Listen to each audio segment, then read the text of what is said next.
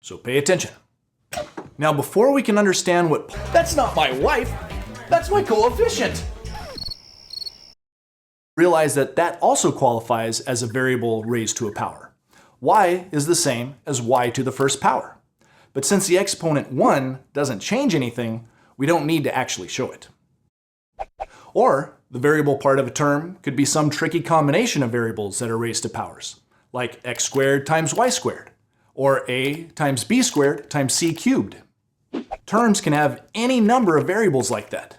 But the good news is that most of the time, you'll only need to deal with terms that have one variable, or maybe two in complicated problems. Oh, and there's one thing I should point out before we move on.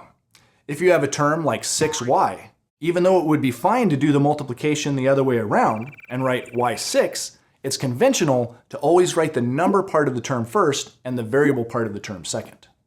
Okay, so that's the basic idea of a term, but there's a little more to terms that we'll learn in a minute. First, let's see how this basic idea of a term helps us understand the basic idea of a polynomial. A polynomial is a combination of many terms.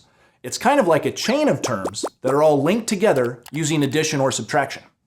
The terms themselves contain multiplication, but each term in a polynomial must be joined by either addition or subtraction. And polynomials can be made from any number of terms joined together. But there are a few specific names that are used to describe polynomials with a certain number of terms. If there's only one term, which isn't really a chain, then we call it a monomial, because the prefix mono means one. If there's just two terms, then we call it a binomial, because the prefix bi means two. And if there's three terms, then we call it a trinomial, since the prefix tri means three.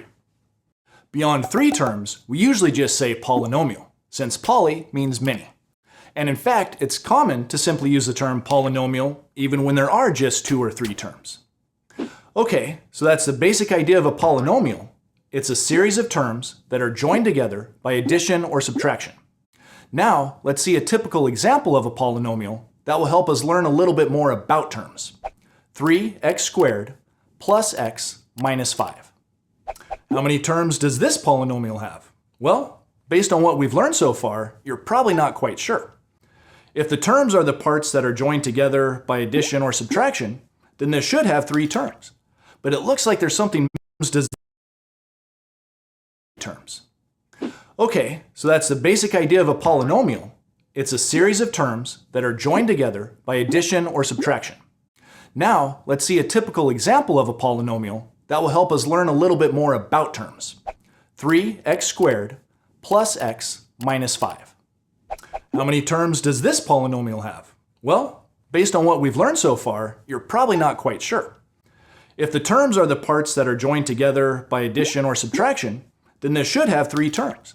But it looks like there's something missing with the last two terms. This middle term is missing its number part, and this last term is missing its variable part. That doesn't seem to fit with our original definition of a term. What's up with that? Well, the middle term is easy to explain. There really is a number part there, but it's just 1. Do you remember how 1 is always a factor of any number? But since multiplying by 1 has no effect on a number or variable, we don't need to show it. So if you see a term in a polynomial that has only a variable part, you know that the number part, or coefficient, of that term is just 1. Okay, but what about this last term that's missing its variable part? Well, that's a little trickier. Do you remember in our last video about exponents in algebra, we learned that any number or variable that's raised to the 0th power just equals 1? That means that we can think of this last term as having a variable, x, that's being raised to the 0th power. Since that would always just equal 1, it's not really a variable in the true sense of the word, and it has no effect on the value of the term. But it makes sense, especially if you remember the other rule from the last video. That rule says that any number raised to the first power is just itself, which helps us see that this middle term is basically the same as 1x raised to the first power. Now do you see the pattern? Each term has a number part, and each term has a variable part that's raised to a power, 0, 1, and 2. But since x to the 0 is just 1, and x to the 1 is just x, and anything multiplied by 1 is just itself, the polynomial gets simplified so that it no longer looks exactly like the pattern it comes from. Oh, and this last term, the one that doesn't have a truly variable part, it's called a constant term because its value always stays the same. All right, now that you know what a polynomial is, let's talk about an important property of terms and polynomials called their degree. Now that might sound like the units we use to measure temperature or angles, but the degree we're talking about here is different. The degree of a term is determined by the power of the variable part. For example, in this term, since the power of the variable is 4, we say that the degree of the term is 4, or that it's a 4th degree term. And in this term, the power of the variable is 3, so it's a 3rd degree term. Likewise, this would be a 2nd degree term, and this would be a 1st degree term. Oh, and I suppose you could call a term with no variable part a 0 degree term, but it's usually just referred to as a constant term. Things are a little more complicated when you have terms with more than one variable. In that case, you add up the powers of each variable to get the degree of the term. Since the powers in this term are 3 and 2, it's a 5th degree term, because 3 plus 2 equals 5. Okay, but why do we care about the degree of terms? Well, it's because polynomials are often referred to by the degree of their highest term. If a polynomial contains a 4th degree term, but no higher terms, then it's called a 4th degree polynomial.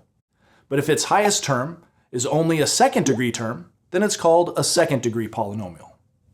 Another reason that we care about the degree of the terms is that it helps us decide the arrangement of a polynomial. We arrange the terms in a polynomial in order from the highest degree to the lowest. You know, because mathematicians like to keep things organized.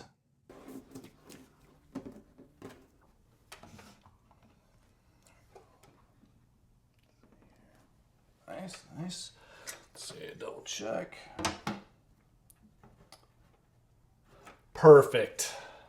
For example, this polynomial, which has 5 terms, should be rearranged so that the highest degree term is on the left and the lowest degree term is on the right.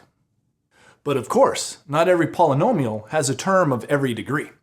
This is a 5th degree polynomial, but it only has 3 terms. We should still put them in order from the highest to the lowest, even though it has terms that are missing.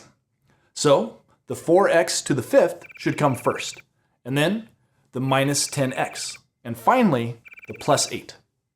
By the way, it's totally fine for a polynomial to have missing terms like that. And it's sometimes helpful to think of those missing terms as just having coefficients that are all zeros. If the coefficient of a term is 0, then the whole term has a value of 0. So it wouldn't affect the polynomial at all.